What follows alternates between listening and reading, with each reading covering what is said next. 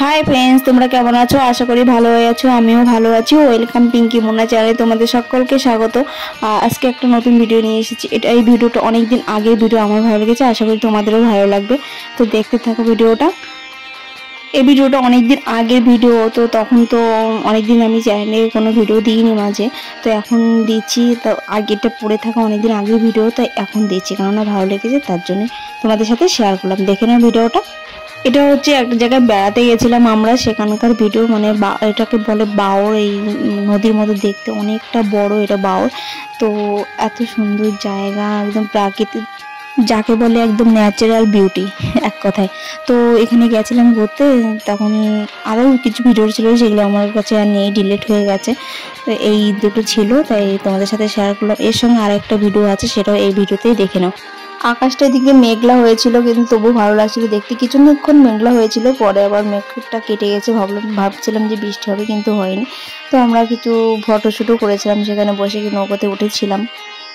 পুজোর আগে পুজোর দেখে নাও, মানে গতবারের পুজোর ভিডিওগুলো আমি শেয়ার করতে পারিনি, এখন শেয়ার করছি। খুব সুন্দর প্যান্ডেল, তো দেখে নাও। আশা করি তোমাদের ভালো লাগবে।